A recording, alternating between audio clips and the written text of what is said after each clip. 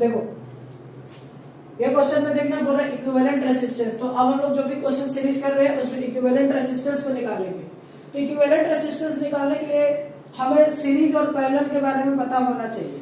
Series में अगर कभी भी होता है, मान लीजिए R1 R2 अगर कभी भी सीरीज में होता है तो उस समय R इक्विवेलेंट निकालने का जो तरीका होता है वो होता है R1 प्लस R2।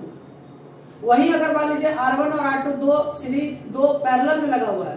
पैरेलल का मतलब है एक ऊपर और एक नीचे। और पैरेलल में बेसिकली होता क्या है, पैरेलल में बेसिकली देखा गया है कि दो किसी भी रेसिस्टर के बीच में, मींस कहने का मतलब ऊपर जो रेसिस्टर है और जो नीचे रेसिस्टर है वो दोनों का पोटेंशियल डिफरेंस अगर सेम होता है इसका मतलब वो दोनों पैरेलल में है। ठीक है, कभी भी दो रेसिस्टर के बीच में दो रेसिस्टर में पोटेंशियल डिफरेंस सेम होगा, इसका मतलब वो दोनों रेसिस्टर किसमें है, पैरेलल में है। ठीक है, तो देखो अगर पैरेलल में होता है तो इस समय जो R इक्विवेलेंट निकालेंगे 1/R equivalent is equal to होता है 1/R1 प्लस 1/R2।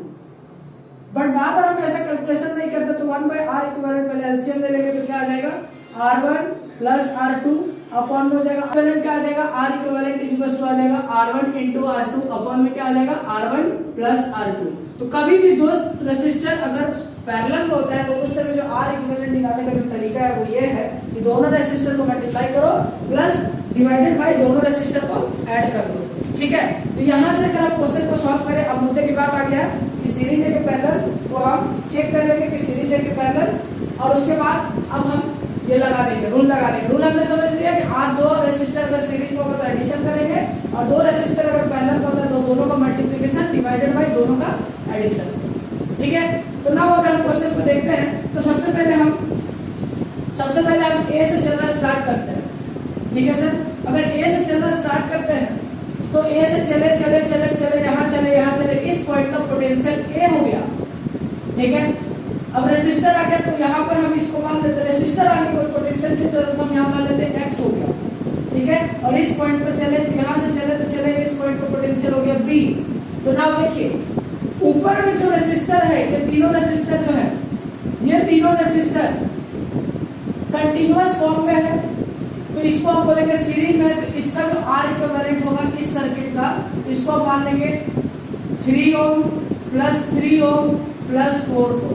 कितना आ जाएगा, आंसर आ जाएगा 10 ओम। यहाँ से आ गया R इक्विवेलेंट 10। नाउ अब ये देखिएगा इन तीनों रेसिस्टर को गौर से देखेंगे तो ये तीनों रेसिस्टर किसमें, सीरीज में है। तो इसमें क्या हो जाएगा, सीरीज में 1 2 3। सर सीरीज कैसे पता चल रहा है, तो सीरीज का पता कुछ ऐसे चलता है कि करंट जो होगा वो सब में सेम जाएगा। यहाँ पर 1 ओम 3 ओम 2 ओम, यहाँ कितना हो जाएगा सर 5 ओम हो जाएगा। ठीक है सर, ठीक है 5 ओम आ गया। और ओके नाउ अगर हम देखें तो हमारे पास कितना आ गया 5 ओम आ गया। ठीक है, तो नाउ इसका जो R इक्विवेलेंट बन करके रेडी होगा वो ऐसा होगा कि यहाँ पर B पॉइंट है, यहाँ पर हमारा 10 ओम रेसिस्टर लगा हुआ है और यहाँ पर जो रेसिस्टर ऊपर में आ रहा है वो आ गया हमारा 10 ओम का। ये हो गया 10 ओम, ये हो गया 10 ओम। नाउ अब हम यहाँ देखेंगे इस पॉइंट पर पहुंच रहे हैं, इस पॉइंट पर इधर की तरफ जो रेसिस्टर आ रहा है और इधर की तरफ जो रेसिस्टर आ रहा है वो ये वाला जो हम कर दिए 2 4 5 पे आ गया 5 ओम का, और ये वाला जो रेसिस्टर ये पहले से था 5 ओम का। ठीक है, अब यहाँ पर हमारा B पॉइंट है। नाउ अब हम गौर से देखेंगे कि ये दोनों रेसिस्टर के बीच में पोटेंशियल डिफरेंस क्या है। सर इस पॉइंट पर हमने पोटेंशियल A माना था और इस पॉइंट पर X, तो दोनों रेसिस्टर पोटेंशियल सेम, इसका मतलब ये दोनों किसमें पैरेलल में। तो इसका मतलब है कि जब दो रेसिस्टर पैरेलल में हो, और एक बात और ध्यान दीजिए हमें शॉर्टकट को सॉल्व करना है, तो दो रेसिस्टर जब पैरेलल में हो और दोनों का वैल्यू सेम होता है तो R इक्विवेलेंट निकालने का तरीका होता है कि दोनों रेसिस्टर को लिखिए डिवाइड बाय 2 कर दीजिए, यानी आंसर कितना आ जाएगा 5 आ जाएगा। ये आ गया 5 ओम। इन दोनों रेसिस्टर को सीरीज में है, पैरेलल में है, तो पैरेलल में तो हम क्या करेंगे R equivalent is equal to, अगर हम फार्मूला लगा के करते हैं तो क्या होता है 5 into 5 डिवाइडेड बाय 5 प्लस 5, और यहाँ से जो आंसर निकल कर आएगा वो आएगा 25/10, इसका मतलब आ जाएगा 2.5 ओम। और हम ये भी कर सकते हैं कि सब दो रेसिस्टर का वैल्यू सेम होता है तो इसका जो R इक्विवेलेंट होगा वो R equivalent is equal to हो जाएगा आधा, जितना भी रेसिस्टर का वैल्यू है divide by 2।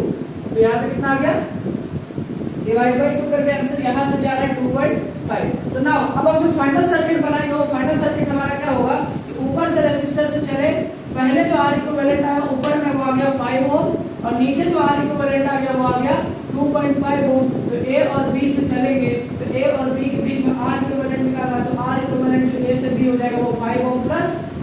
2.5 Om that is equals to, दोनों ही का है सीरीज में है तो 5 + 2.5 तो आंसर आ गया 7.5 ओम। क्लियर है?